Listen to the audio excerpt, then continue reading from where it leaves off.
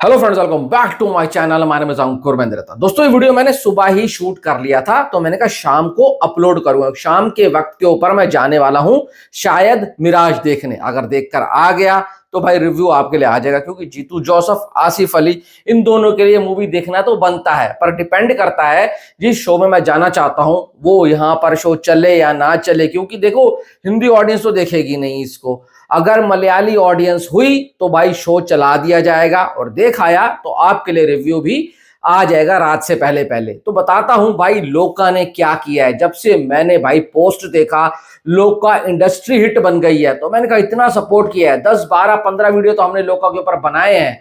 तो मैंने कहा भाई जब वो इंडस्ट्री हिट बन चुकी है, बड़ी बड़ी फिल्मों को मात दे चुकी है, तो एटलीस्ट एक वीडियो तो बनाना चाहिए। भाई इस फिल्म से इतनी उम्मीद नहीं थी कि बॉक्स ऑफिस के ऊपर बड़ी बड़ी फिल्मों का रिकॉर्ड तोड़ेगी। सारे बैरियर्स को तोड़कर उखाड़ कर फेंक दिया है, और अभी भी चल रही है। 23 डेज इसके कंप्लीट हो चुके हैं। 23 डेज कंप्लीट हो चुके हैं। 97 करोड़ रुपीस इसने केरला से कर लिया है ग्रॉस में।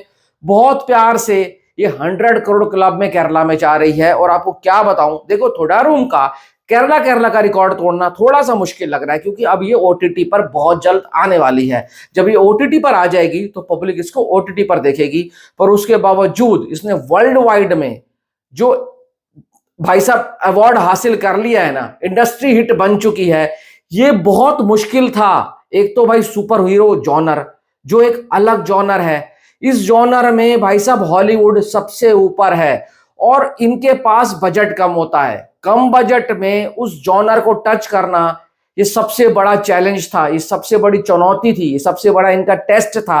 पर इन्होंने जो करके दिखाया है, हेड्स ऑफ है, सैल्यूट है, congratulations to the all team कि उन्होंने इतना बड़ा अचीवमेंट हासिल किया है। 266 करोड़ प्लस कर चुकी है।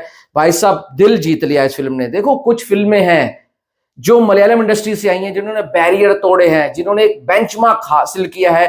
थोड़ा कलेक्शन कम हुआ होगा, पर इन फिल्मों ने मलयालम इंडस्ट्री का यानी कि केरला का जो नाम रोशन किया है ना, चाहे वो इंडिया में किया हो चाहे वर्ल्ड वाइड किया हो, उसके लिए बात करना बनता है। देखो मार्को 110 करोड़ रुपए का बिजनेस किया था, पर मार्को के अंदर जो वायलेंस दिखाया था, जो ए सर्टिफिकेट वाली फिल्मों की हम बात करते हैं, ए रेटेड है भाई, वो तो अलग ही लेवल की फिल्म थी। और वो एक लौती ऐसी फिल्म थी जो हिंदी ब्रांड से 12-13 करोड़ रुपए कमा कर आकर आई थी। और भाई साहब उस फिल्म ने जो कमाल किया था ना, सबको हिलाकर रख दिया था। गॉड लाइफ, वो भाई 16 साल का स्ट्रगल, यानी कि 16 साल उस फिल्म को बनाने में लगे थे।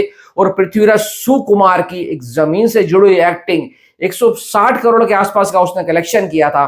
पर सच बता रहा हूं, उस फिल्म ने इज्जत बहुत जीती थी। वो फिल्म बहुत ऊपर जाना डिजर्व करती थी, पर जिस तरीके की ऑफ बीट सिनेमा था ना, उसने उस हिसाब से ही बहुत तगड़ा कलेक्शन किया था।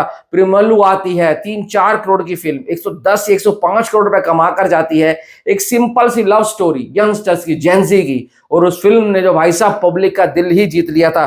थोड़ा रूम है, मंजूमल बॉयज है, एल टू इम्प्रान है, इन फिल्मों ने 200 करोड़ क्लब में एंट्री मारी थी। और कौन सोच सकता था कि बॉलीवुड सिनेमा यानी कि मलयालम सिनेमा 200 करोड़ क्लब में जाएगा, क्योंकि इनको पता है इनके पास जो भाई साहब एरिया है ना वो सबसे कम है। फिर भी इन्होंने अपने उस एरिया से बाहर जाकर पैसा कमाया, ये सबसे अच्छी बात है। भाई थोड़ा रूम की बात करूं, 235 करोड़ कलेक्शन किया था। मंजूमल ने 242 का किया था। एल टू इम्पुरान ने भाई साहब 265 करोड़ का कलेक्शन किया था। किष्किंधा ने 77 किया। अवेशन 166 किया। ऊपर से ऑफिसर ऑन ड्यूटी एक ऐसी फिल्म आती है जो भाई साहब थिएटर्स में भी चली, और जब ओटीटी के ऊपर आई तो पब्लिक ने कहा भाई ये क्या ही फिल्म बना डाली है।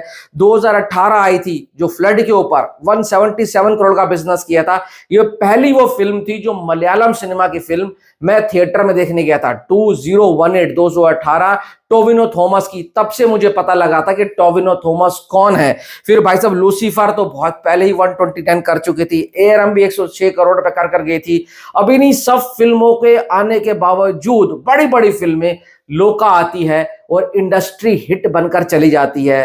प्रियदर्शनी की किस्मत देखो, पहली ऐसी वो वुमेन बन गई जिसने भाई साहब 200 करोड़ का क्लब हासिल किया, इवन 100 करोड़ भी किया। उसके बावजूद वो मोहनलाल सर की भाई साहब सेंध लगाकर चले गई। उनके मतलब एक तरीके से जॉनर में घुसी ना वो, और वहां पर 200 करोड़ क्लब में आने के बावजूद उन्होंने जो किया है ना वो हेड्स ऑफ है। और आने वाले पार्ट जब इसके आएंगे तो क्या ही होगा। तो भाई इतना तो कह सकता हूं, केरला वाले जो ये कर रहे हैं ना, ये रुकने वाला नहीं है सिलसिला। बस इसी मेहनत से, इसी डेडिकेशन से भाई ऐसी अच्छी अच्छी फिल्में बनाते रहो। कोई जरूरत नहीं है इधर उधर जाने की। आपकी फिल्में इसी लेवल पर भी अगर बनेंगी ना, छोटे बजट में, बस कहानी बढ़िया होनी चाहिए, स्काई इज द लिमिट है। बाकी आप बताना आपकी क्या राय है। Thanks for watching.